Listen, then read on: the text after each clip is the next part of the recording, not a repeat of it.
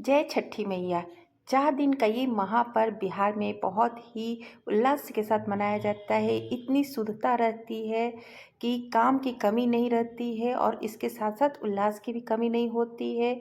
जितनी हो सके इसके साथ हम सफाई भी करते हैं और उल्लास के साथ ये सारी काम भी हम लोग पूरा करते हैं। तो ये 4 दिन का महापर्व, इसको हम विस्तार में आपको बताते हैं कि किस तरह से नहाए-खाए से लेकर के खरना और पहला अर्घ से दूसरा अर्घ तक ये सारी हम लोग किस तरह से महापर्व का तैयारी करते हैं और इसको मनाते हैं।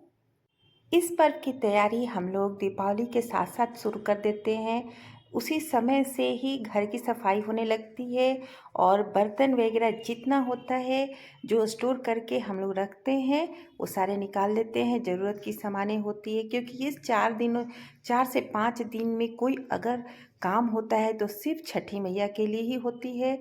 तो चलिए बताते हैं। ये है पहले दिन का, यानी कि आप अगर 4 दिन के साथ 1 दिन एक्स्ट्रा रख लेते हैं, यानी 5 दिन, तो 1 दिन इसमें आप बर्तन धोने का हो गया, जितना भी पीतल का बर्तन हो गया है और जो कि हम लोग दौरा ये सब यूज़ करते हैं, ये सारे सामान यूज़ करने के लिए होते हैं। सूप हो गया, ये सब पुराने होते हैं जो कि इसको धो कर के रखना पड़ता है यूज़ करने के लिए और बहुत ही सफाई के साथ। अगर थोड़ा-सा भी गंदगी नज़र आती है तो दोबारा इसकी सफाई करते हैं। तो 1 दिन हम लोग 4 दिन के अलावा लेते हैं बर्तन की सफाई और गेहूँ की धुलाई और उसको सुखाने में। सुखाने वक़्त चिड़िया वगैरह जो भी है जानवर, कोई भी इसे जूठा नहीं करे, इसलिए उसकी हम लोग रखवाली करते हैं जब तक कि ये सूख ना जाए। नहाए-खाए के दिन जो प्रसाद बनाई जाती है, शुद्ध देसी घी में बनती है और बहुत ही सफाई के साथ और शुद्धता से बनती है। इस दिन लौकी की सब्ज़ी हो गई, चना दाल की सब्ज़ी जो कि लौकी इसमें डाला हुआ रहता है, हरी चटनी जो कि आंवले की कार्तिक महीने में बनाई जाती है और चावल हो गया, जितनी वैरायटी होती है वो सारी चीज़ें प्रसाद बनाते हैं हम लोग देसी घी में। और इसकी पूजा करके सबसे पहले जो व्रती होते हैं वो जूठा करने के बाद ही सभी परिवार को खाने को देते हैं। तो ये शुद्धता के साथ किया जाता है। सुबह-सुबह किचन की सफाई होती है, उसके बाद सारी तैयारियाँ सब्जियों को धो करके उसको काट करके ये सारी चीज़ें बनाई जाती है। इसके लिए जब तैयार की जाती है प्रसाद को तो किसी की भी एंट्री नहीं होती है, बच्चे जो कि जूठा कर सके, एकदम शुद्धता और सफाई के साथ ही की जाती है। जहाँ भी बनता है, जो भी चीज़ तैयार की जाती है, बस समझा जाता है कि वहाँ पे भगवान है। और नहाए-खाए के दूसरे दिन होता है खरना। खरना के दिन खीर बनती है और रोटी बनती है और ये है बंद कमरे में पूजा की जाती है।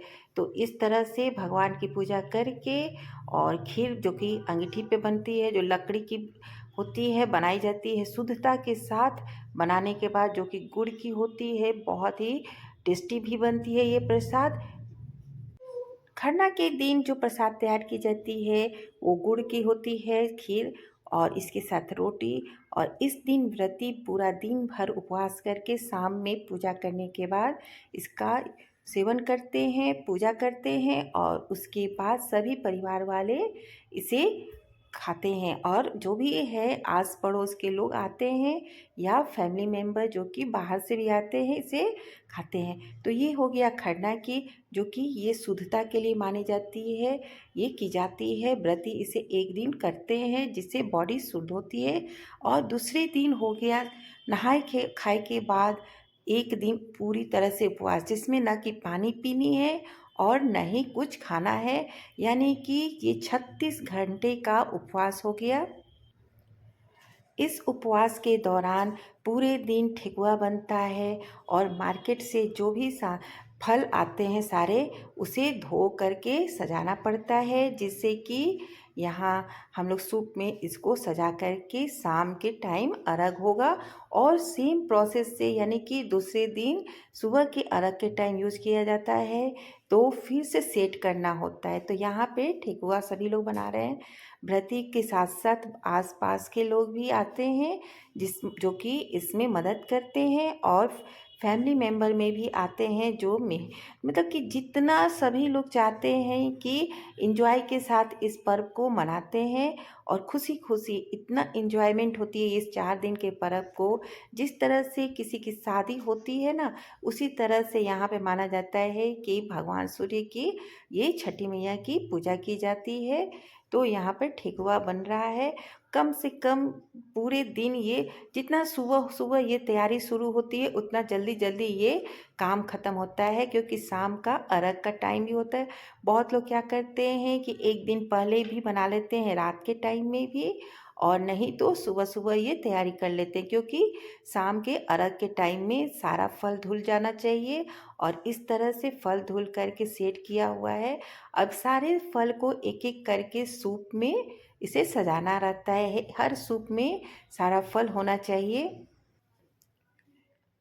तो इस तरह से सारे फल धुल चुके हैं। अब आ गया शाम की अर्घ के टाइम। तो अर्घ के टाइम में अगर आप छत पे करते हैं तो गंगा स्नान करके इसका भी व्यवस्था किया जाता है। तो पानी के धार में व्रती खड़े होते हैं और भगवान के अस्त होने का इंतज़ार करते हैं। तो यहाँ पर गंगा स्नान कर गंगा जी का जो पानी है उसका स्नान करके यहाँ पे व्रती खड़े होकर के इंतज़ार कर रहे हैं कि सूर्य भगवान का अस्त होने का टाइम होगा, तो यहाँ पे दिया जाएगा अर्घ। सभी जगह का अस्त होने का और सूर्योदय होने का टाइम अलग-अलग होता है। तो टाइम देख कर के उसी अनुसार दिया जाता है अर्घ, और इस तरह से भगवान से प्रार्थना की जाती है। जो भी मनोकामना है वो मांगी जाती है और यहाँ पे खड़े होकर के उनकी पूजा अर्चना की जाती है।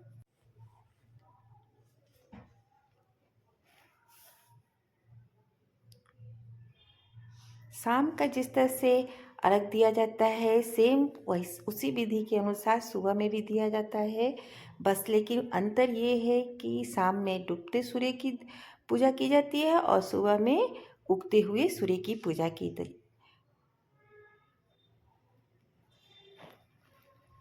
ये 4 दिन का महापर्व काम के साथ-साथ उल्लास भी रहती है, और ये कब पूरा हो जाता है पता भी नहीं चलता, क्योंकि काम की कोई कमी नहीं होती है। इसके साथ शुद्धता होती है। कोई भी काम कीजिए तो शुद्ध और सफाई के साथ करना पड़ता है। बहुत ध्यान देना पड़ता है। इसमें काली चीज़ें नहीं यूज़ की जाती है। अगर आप कपड़ा भी यूज़ कर रहे हैं तो इसमें काला नहीं हो निकलना चाहिए ज़रा-सा भी। कोई भी चीज़ बर्तन है तो वो काली नहीं होनी चाहिए।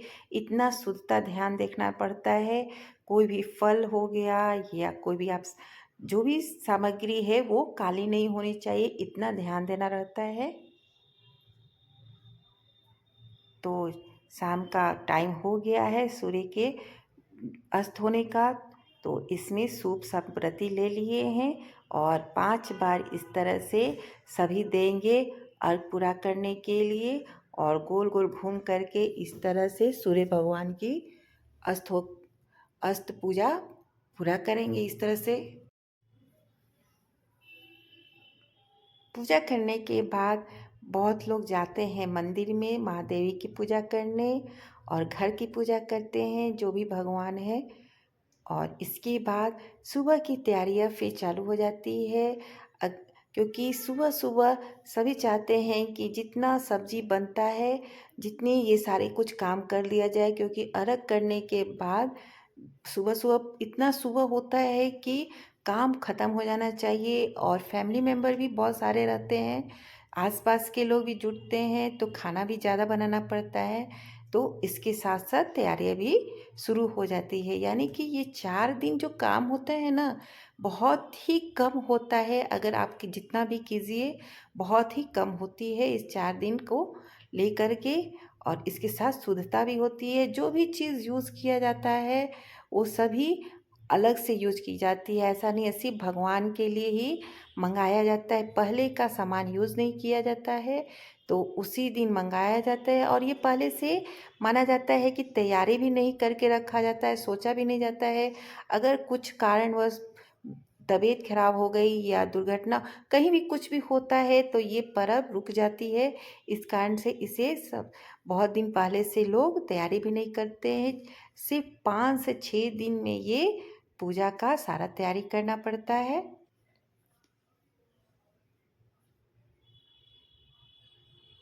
तो यहाँ पे शाम का टाइम का चल रहा है अर्घ, जिसमें डूबते हुए सूर्य की पूजा हो रही है।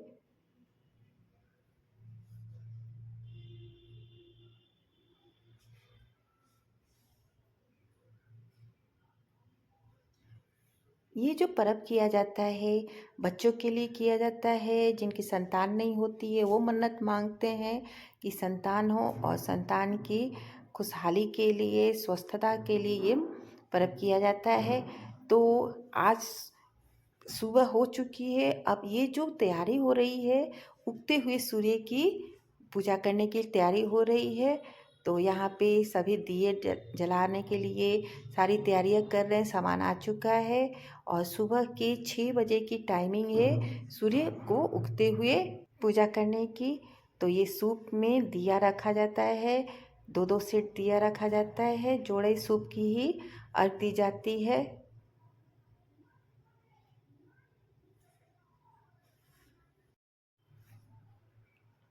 सूर्य की पूजा करने के लिए उगते हुए सूर्य की सुबह सुबह व्रती लोग नहा करके फिर से सेम प्रोसेस करेंगे जो कि शाम में डूबते हुए सूर्य की पूजा की जाती है। तो इस तरह से सभी नहा लिए हैं, और कुंड जो कि बना हुआ है जिसमें गंगा जल डाला हुआ है, यहाँ खड़े होकर के कुछ देर इंतज़ार करते हैं कि सूर्य भगवान का उदय हो। और फिर सूप में इस तरह से सबसे पहले सिंदूर लगाया जाता है हाथों में, और सुहागिनें जो रहती हैं उनके सिर पर नाक से लेकर के सिर पर इस तरह से करके सूप का अर्घ दिया जाता है। और जब पूजा संपन्न हो जाती है तो ये है देवी माँ की पूजा, जो कि नौ दुर्गा की पूजा यहाँ पे, तब यहाँ पे करने के बाद ये छठ पूजा का संपन्नता हो जाती है। यहाँ पे माता जी का पूजा हो रहा है, और यहाँ पे कहा जाता है ना कि जब तक आप ये हवन नहीं करेंगे कोई भी पूजा संपन्न नहीं होती है।